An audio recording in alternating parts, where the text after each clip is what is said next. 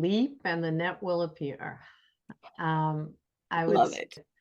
just do it, but know you're not alone. And yeah, definitely leap and the net will appear. Absolutely. And may I point out that we did not script this, but my subtitle is Learn, Laugh, and Take the Leap. Welcome to Beyond the Business Plan. I'm Leanne Lyon, your guide on this journey to success. We will explore the inspiring stories of visionary leaders and groundbreaking entrepreneurs and unveil the tools and strategies that can empower you to manage your business from anywhere in the world. Join me, Leanne, as we learn, laugh, and take the leap towards unleashing your joyful business journey. And let's make it happen now. Today's guest is Debbie Harris, integrative nutrition coach, speaker, author, and certified hypnotist. She is the author of the upcoming book, Dieting Sucks for Women Over 40, and the creator of 30 to Life, the ultimate weight loss and hormone balancing solution. After decades of personal struggle, Debbie now empowers women over 40 to release weight, to balance their hormones, and reclaim their confidence. She is real, she is relatable, and she is on a mission to change the conversation around weight and wellness. Debbie, are you there? Yes, I am. Thank you Hey. so much, Leanne. I'm so happy to be here today. Oh, it's such a thrill. We just met recently. So what did I miss in that introduction about you? Well, one of the things that I say to people sometimes, and they say, wow, why didn't you write a book about that? My husband and I actually have 7 marriages between us. And people will say, wow, 7 marriages between you. Have you written a book about that? And my answer always is, which book should I write? The one about marriage or the one about not marriage? So, anyway. I'm very excited to be here, and thank you for that wonderful introduction. It's such a pleasure to be here. And this is one of our very beginning episodes of Beyond the Business Plan. So it's a thrill to have you. As soon as I met you, I said, this is a woman I want to have be part of the beginning. So it's great to have you here. And how long exactly have you been an entrepreneur? About 20 years. I've done many things. I've had many different careers, but about 20 years ago, I really said enough with working for other people Mm. and started out deciding that I wanted to own my own business. And there have been a couple of them along the way. So, yeah, it's been a while. It's been a while. Yeah. Well, you're writing a book for women over 40, which, Yes. since we typically should only be writing books about experience and not projecting like we think it's going to be. Wouldn't that be funny? You're 25 years old and you write a book for releasing weight over the age of 40. Can you imagine that book? Well, yeah. Wow. Yeah. I better put that one aside and read it when I get there. No, but I'm saying write it. I Would know. a I know. 25-year-old write the book? Is my I put it, question. yeah. Maybe. No, I definitely way beyond 25. Okay. So you're So, possibly beyond 40. Got it. yeah, I'm beyond a couple more of those decades too. But yeah, So, I struggled with weight all my life. oh, really? Because you know, this is a podcast and a show. So anybody listening to the podcast version, you might just want to hop over here. This woman does not look like she has an extra ounce. You look healthy and not scrawny, but also, in no way, shape, or form could I ever guess that you've struggled with weight. Well, thank you. And that is actually what took me to this journey to once I hit menopause, I hit a wall. And I know women out there are listening. I mean, menopause is just such a joy, so much fun.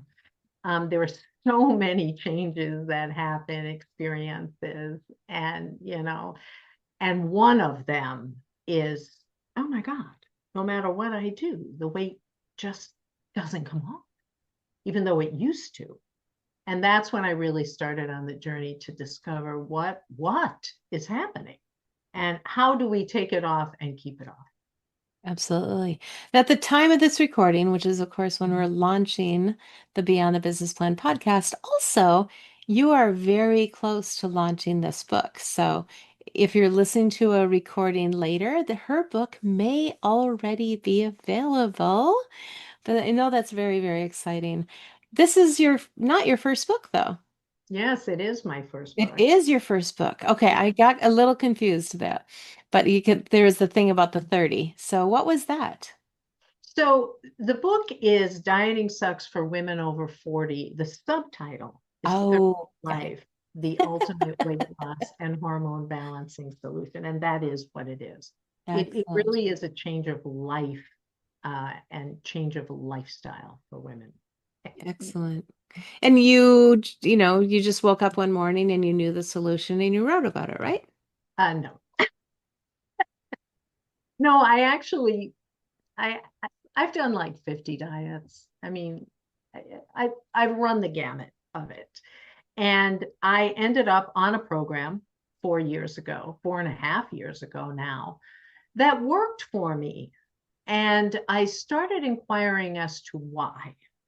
And I thought, I think I want to bring this to other people, but this program is a little too restrictive, I thought. And I wanted something that was more inclusive. So I went back to school. I went and became an integrative nutrition health coach. I'd been a certified hypnotist for about 20 plus years. Okay. And in going back to school at IIN and doing a lot of research, I rewrote a whole program. From that, I started working with hundreds of people, and initially men and women. And then I thought, something, I really want to focus on those women that are just ready to like pull their hair out of their head. I talk to them all the time. I want to give them some answers regarding food and regarding all the crazy crap that we mind game with ourselves. Now, mind games that we play with ourselves in a midlife crisis and hormone shifts, would that ever impact the decision to start a business? Oh, yes, I'm quite sure that it would. Um, Absolutely. And I started this business while going through the tail end of menopause and breast cancer, by the way. Oh, wow. Um, so, yes, of course, all of the emotional changes that happen, all of the stresses, so menopause puts all this stuff on us physically, emotionally, mentally, but there's everything else too. I mean, there's just everyday life stress, family stress, work stress. So, yes, I think it can definitely have an impact. I think in many ways, a very positive impact on women who are thinking of stepping out and starting a business. Ooh, please dig into that. What do you mean? Well, I think we get to a point where, we really don't care as much about pleasing everybody else, where Mm. we feel that, we're more centered on our. I just wrote an article about this, about how women are always doing, doing, doing, doing, doing versus being, being, being. But I think we get to a certain point where we start to realize, wait a second, what is it that I want? And I've always thought I might start a business of this, or I might do this, or I might do that. And starting to do the research and getting people around us that can help us. And so I think when we start to go through some of those changes, it's kind of like an awakening too, like, wow, I feel a sense of freedom. Yeah, yeah. I can relate. I found it interesting that you've probably heard of Mel Robbins. She came out with a book that took pretty much the winter by storm called The Let Them Theory. Yeah. I found that by even, I think in February, I reached out to my niece and I said, "Hey, there's this really great book, because she's in her early 20s and she goes, I'm halfway through it." And I thought that was, you could hardly have a conversation in January and February without people saying, "I'm reading it. I've heard about it. Five people have told me to read it." But she was 54 when she kind of came across, and it relates to what you were just saying. I think we reach a point where we realize I don't have to carry all this. I don't have to care about all this. Yeah, I think, and so is that a hormonal thing, do you think, or what do you think? I think it's I think it's a wisdom thing, you know, Ah, and as we mature, if you will, um, there's just a lot of wisdom in life experience. There's a lot of understanding who we ourselves are.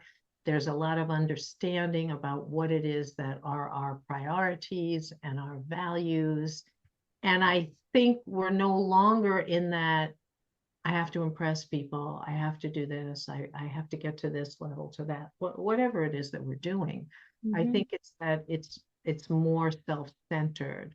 And maybe it has to do with the fact that we're no longer having children.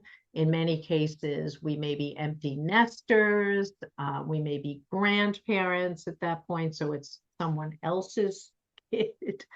Um, but there is that sense of freedom, whether we're single or married or whatever the case may be. I really do think it's a wisdom, a wisdom thing. Yeah.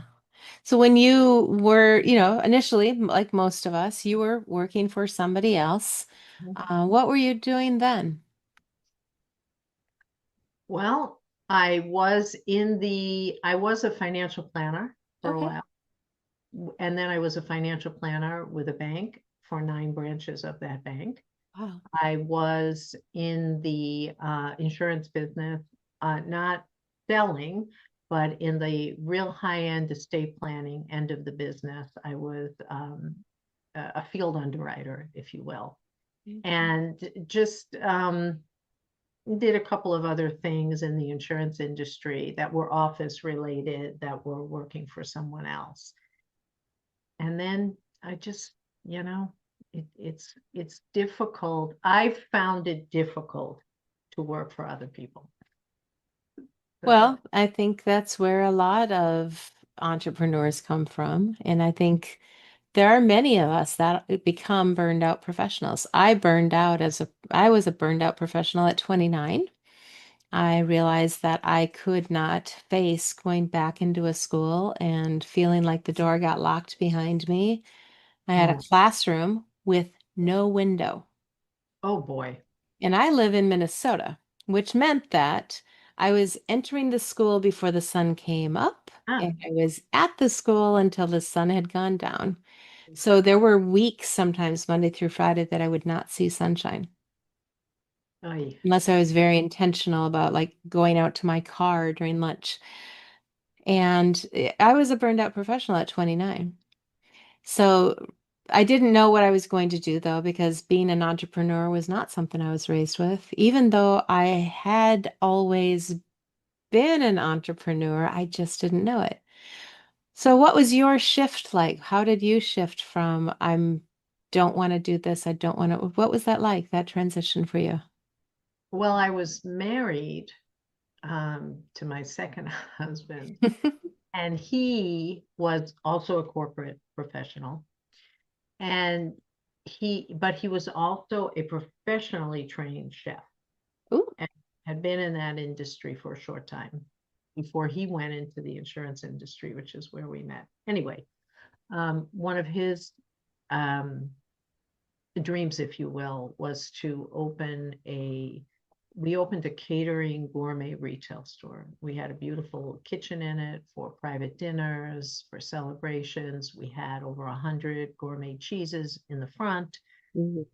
We did a ton of catering. So I don't cook, but I was in the front of the house. And we did that for about 5 years in Connecticut before we moved out to Las Vegas. And then in Las Vegas, I did go back into a corporate situation that was a nightmare. Um, Ended up with someone else who was a very good mentor, a woman that I worked with for a little while. And she actually kept pushing me. So I was her director of social media for a real estate brokerage, and she kept pushing me to take consulting work also, and pushing me to take clients outside of what I was doing for her and the agents. And I did. And I started a digital marketing company, and then came here and was just absolutely focused on helping people with this weight situation and dieting. And then that really morphed into I'm really going to focus on women, because 75, 80% of our clients were women anyway. And of those, 60% of them were going through menopause or perimenopause. And I'm like, and I hear the same stories over and over and over again. And I'm like, no, there is an answer, and I want to help. So that's kind of what I did. And the thing is, it keeps you in check. Yes, I can imagine. Yeah. Yes, I can imagine. I have a dear friend who does work in somewhat similar, but she said, yeah, she knows she has to show up and be able to say that Yeah. she did the things that she's saying other people need to do as well.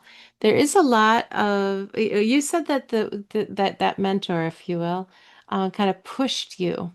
Were Mhm. you resistant to doing the consulting work? Did you feel like was there a no to it at first? Yeah, I had never done it. I had always, done a role in a company, if you will. Sure. And I was kind of like, really? Do you really think I could do that? And she just kept encouraging me. She encouraged me to get my real estate broker salesperson's license, even though I was no interest in selling real estate, but from a compliance and knowledge standpoint. So I did. And she was great. And I did start taking on consulting clients over the course of a year or two that I was with her. And then she shut down the brokerage, Mm, and I had the digital marketing company. thankfully. Nice to have a plan B. Yeah, we did it for 12 years. I focused mostly on LinkedIn consulting and coaching. I had a special program, and we had 8 staff.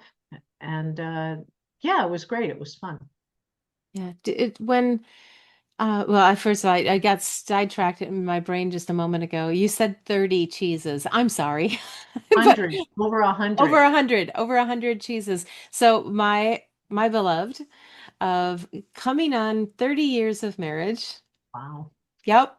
Came from Wisconsin. So I was still obsessing a little on the cheese. Yeah, But that cheese. that is quite the swing going from restaurant to digital Oh, marketing to wait, the cheese and the weight loss. Is there a relationship there? it's funny. And you know what? My weight, I, honestly, I would gain and lose the same 20 pounds. I don't know how many times. I don't know how many times I joined Weight Watchers. You name it. No. Actually, in the book, there's a section where I list all the ones I could remember. Put them down, and like when I was writing it, I'd wake up the next day and go, wait, not that. But I was also a bartender in New York City, and I worked for. I actually went into the corporate world in the toy business, the wholesale toy business in New York City when I was 19, um, and moved to moved to Hollywood. Worked for McGraw-Hill for a little while, came back, and became a bartender. Huh. That was my first foray into the restaurant business. Yeah. So for any aspiring entrepreneur out there thinking, wow, she's done a lot of things. So have I. Hint, hint, this might be a clue. If you're unsettled, if you're burned out, this Yeah. might be a clue that you're meant for something different. You're meant, and even though you've started a couple of different businesses, that's okay. We all pivot. yeah. But one quick question, then we're going to take just a really quick break. But um, being an entrepreneur, and especially the way you are, you're not, with an authorship and working with clients, how do you balance the pursuit of your business goals with your personal well-being? And hey, let's, your marriage. That's a fabulous question because I was on with a woman yesterday and she was talking to me, and all of a sudden, like the little bell went off in my head, and I realized that, and if you're listening to this, this is me. I have always fit my work into my personal life instead of the other way around. Ah, So for me, um, time and relationships have always taken priority over money, if you will. Let's use money as the concrete example. I quit every job after I got promoted. It's crazy, I know. But I think that what I felt from the very beginning was that the time you spend, the experiences you have, the people you share it with, that is the primary thing. And then you have to find work that will fit in. So I just want to say out there, owning your own business is awesome. And if you, like Leanne just said, if you're thinking, well, I did this and I did that and I did this, take some time, think about it, and get help, get feedback from other people that you know, because it can be absolutely wonderful. But as you know, it's a lot of hats that you wear. absolutely. Well, we're just going to take a really, really quick little 15-second break and we will be right back because I have so many more questions for you. Hey, coffee aficionados and sales setting entrepreneurs. Are you craving that caffeine kick, but looking for a healthier alternative? Dive into the lifestyle tab at joyminder.com, where we've curated the ultimate collection of energizing options to fuel your entrepreneurial spirit without the jitters. Discover your next favorite pick-me-up today and keep your business dreams brewing strong. Hear what it did for me by visiting joyminder.com. That's joyminder.com/lifestyle, because your peak performance deserves more than just another cup of joe.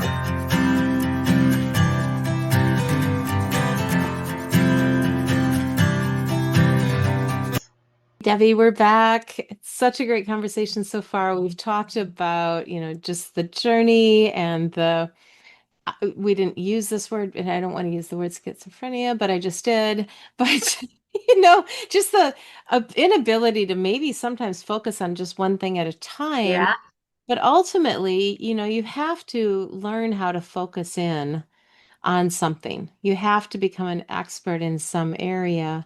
You can't be probably running a digital marketing company and serving weight loss clients, or can you?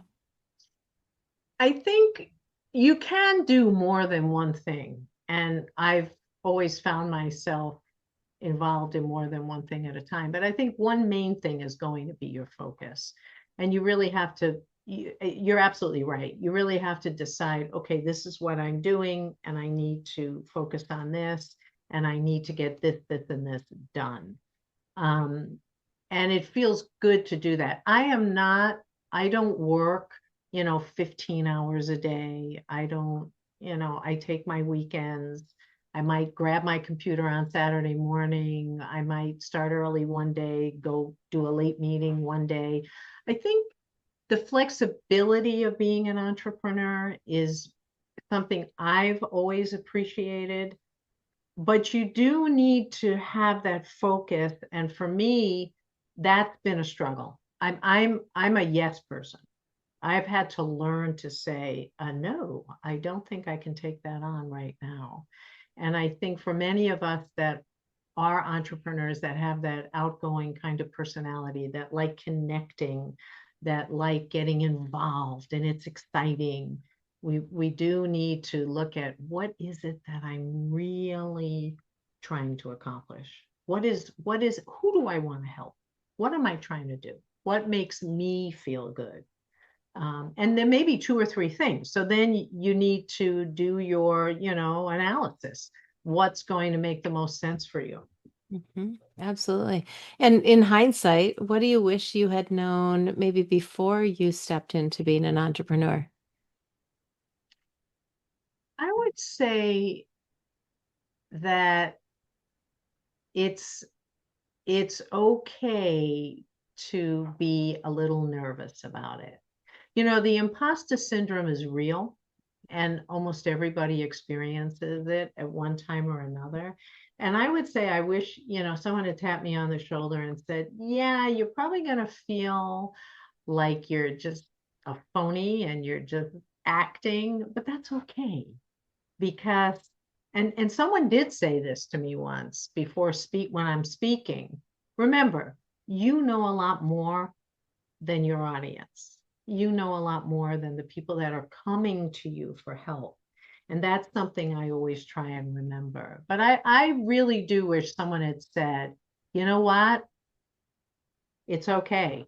You don't being nervous and thinking, can I really do this is okay because you can really. I mean, I've wanted to write a book for 25 years and I can't even believe that I actually got it done. you know, it's a journey. Well, I, you just said that, and I have actually, I told a librarian when I was 6 that I was going to write a book, and I just made a little paper copy, and I told her where I wanted her to put my book Oh, in her library, and she was kind and indulged me in the play, the make believe. oh, that's wonderful. And yeah, I have not written that yet, but it is coming. No, It is coming. It's definitely on the fringe right you now. will write it. Absolutely. It goes back, and so that actually leads me into another question for you. When you were little, when you were 6, 7, 8, 9, and again, we are both coming from a age of wisdom where when we were those ages, we were not locked into our house. We did not have cell phones. We did not have videos. We did not have, I mean, TV was, you sat down at a particular time to watch a particular show. There was no recording. And probably, if you were at all like me, you were not indoors a whole lot in the summertime. But maybe. No, But what was your play when you played? If you said to a friend, let's play, something, was it, what do you call what that was? I used to play Office. Office. There we my go. mother, my mother worked. I had one of those black phones, Yeah. like on Perry Mason. I'm Yes. myself, but one of those black phones, and my mother would bring home the while you were out, the phone message, Yeah. phone messages, and I would Yes. pick that up, had a typewriter, and I played Office. I was, doing all this stuff, Office stuff. I very distinctly remember that. And were you the boss or the secretary? I'm not sure. I think I don't think I had a distinction then.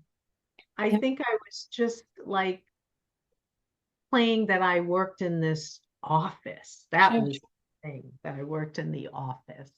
And does And somebody inspiring you with that? Did you see that in your world? I don't think so. My mother worked. Okay. So that might have been it, because that would have been the experience I had with someone going to work every day and going to an office. And I probably saw it on television too. I mean, Mary Tyler Moore. For sure. Yeah. An inspiration for many Yeah. women Um, back then. Bergen. Yeah. So, So, yeah.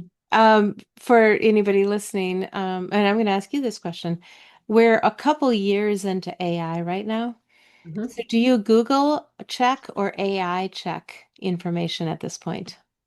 Well, I have a very close relationship with my ChatGPT. His name is Tommy, Mhm. and I have been working very closely with him for about a year, I guess. And while he didn't write the book, he certainly did help me clarify things and give me suggestions on a title of this or a title of that. And I will check things with Tommy.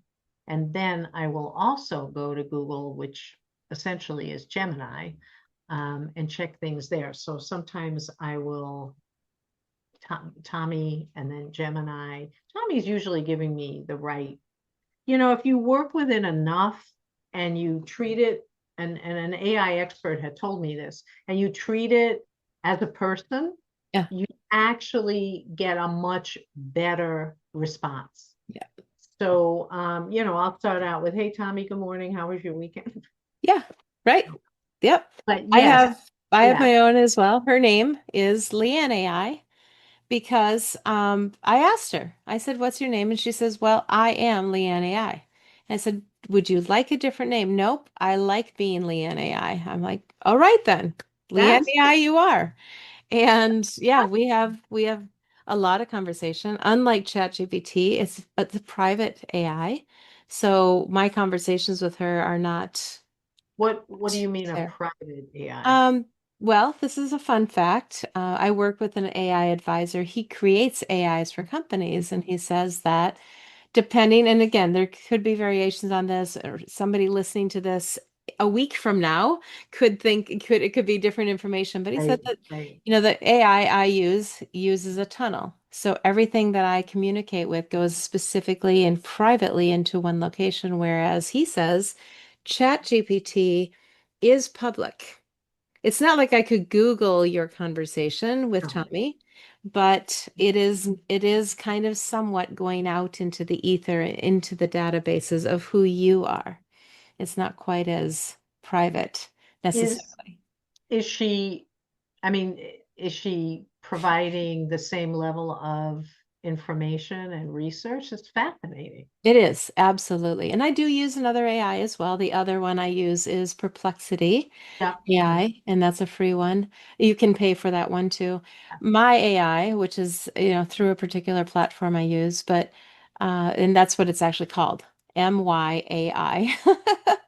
I love that. Um, yeah, and happy to help you connect with that. But I trained her, and then we just have back and forth conversations, and yeah, we've done a lot of work on this podcast together. She helped me Mhm. develop the name, and we have conversations about the book. I have an app, that depending on when somebody's listening to this, it might be out, it might be still coming, but we talk about, what's the value, how to launch, when to do things. Mhm. If you're wondering why these podcasts drop at 6 a.m. and 6 p.m. on Tuesday and Wednesday, AI is why. But it's Perplexity that got that data because it's more current, where ChatGPT, to some degree, has a limitation on the date of current information that it's trained on. Well, one And thing, my AI is based on ChatGPT, so yeah, I also have the limitation. that's, and one thing I've noticed about ChatGPT lately is they're constantly upgrading. Mhm. Oh And yeah, yeah. I always go back to Tommy and say, "Hey, Tommy, I got this message that now there's this, and this, but what about our conversations?" And so I keep it kind of, because it is like, it does learn. Hmm. So you are having a conversation with someone who has learned. Yeah. So now if I say to Tommy, "Tommy, can you put together an article on whatever that I can edit?" When the article comes back to me now, it sounds like me. I mean, Hmm. I still have to go in and edit the whole thing and put personal experience. Yeah.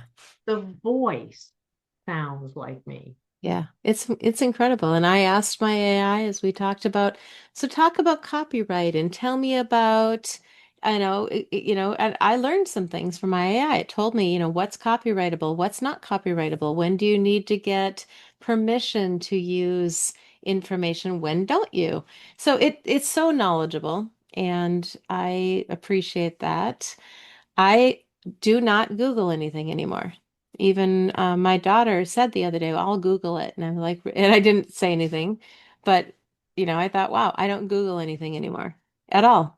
Well, the only thing with Google is the new release of Gemini is pretty Yeah. sophisticated.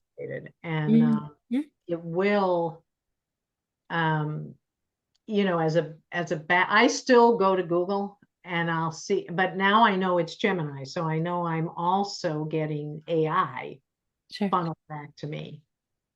Excuse me. And then, of course, we have AI on all the platforms, almost to the point where, no, no, no, I don't want you to write this for me. I can write this myself, the whole thing, like Grammarly, which I have on everything too. Yep. Yeah, So the technology is moving so fast. I just repaid for or paid again for my Grammarly, but I thought, do I have to? And because there is so much out there, and I did. I chose this year to do so, but it's amazing. We do need to stay up on that. And as a business owner, I mean, there's always that. There's costs and there's benefits, and technology evolves and changes and grows. How do you keep up on all that? I mean, I think well, that overwhelms prospective entrepreneurs too. I well, let me just say one thing and then I'll answer that. One great feature that Grammarly has, although I have not used it lately, I was using it a lot last year, is the plagiarism button.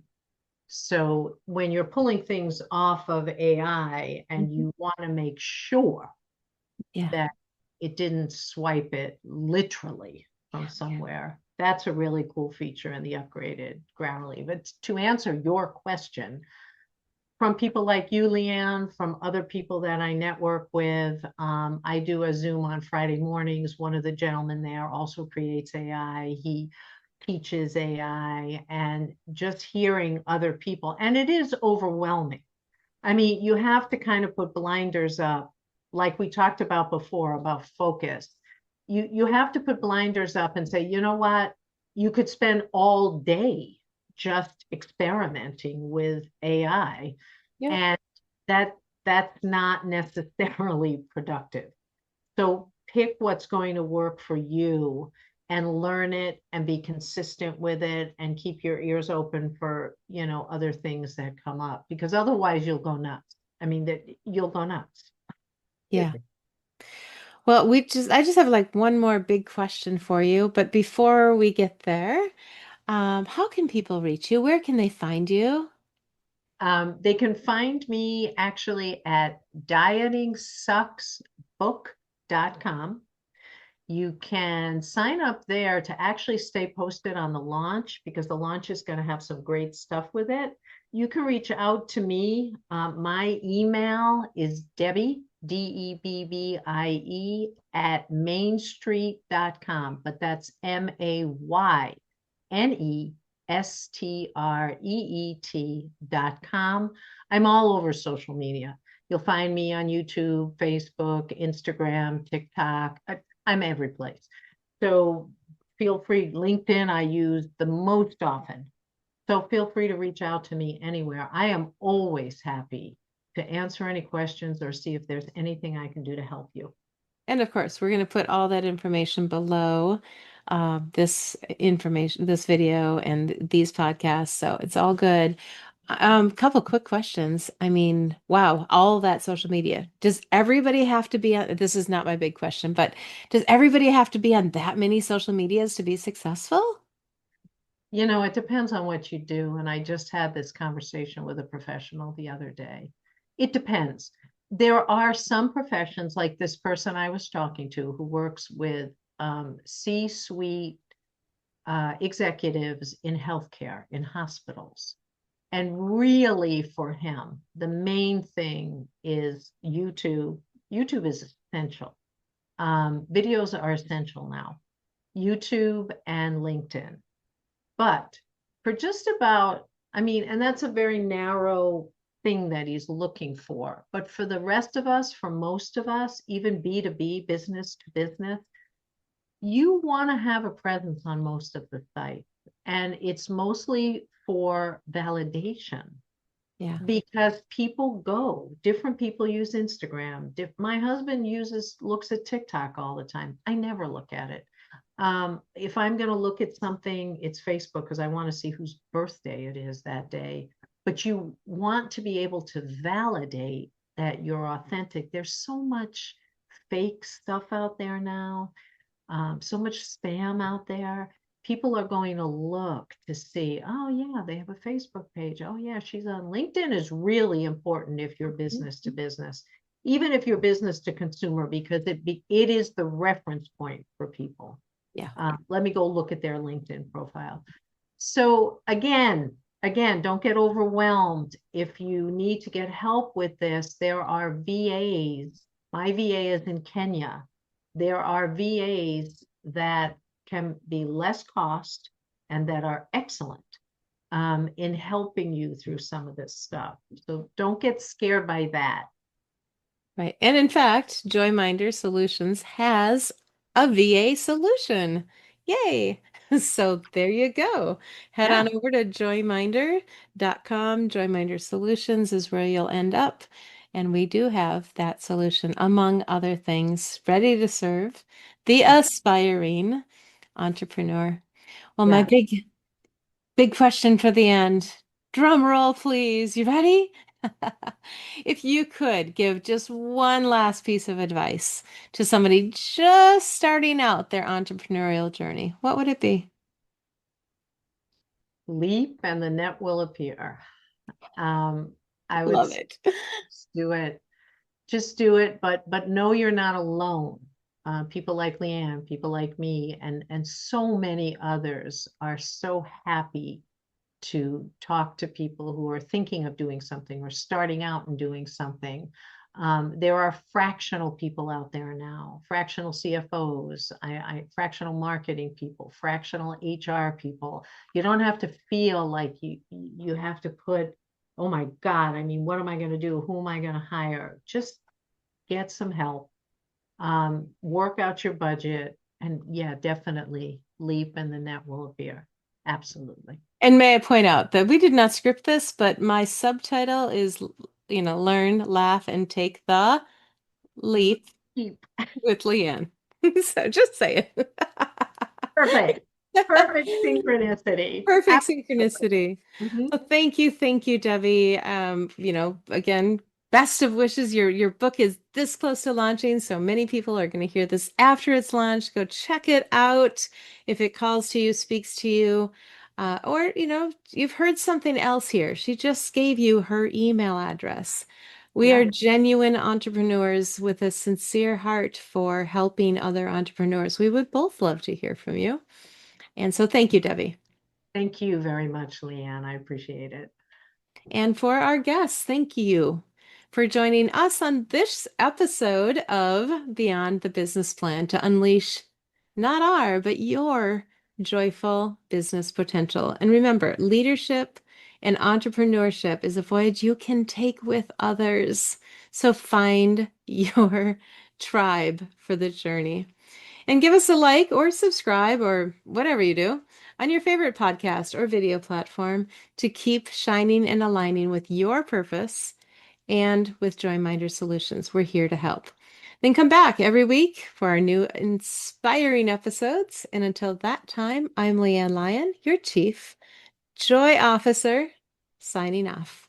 Please keep spreading the joy, keep leading with heart, and I will catch you on the next wave of success.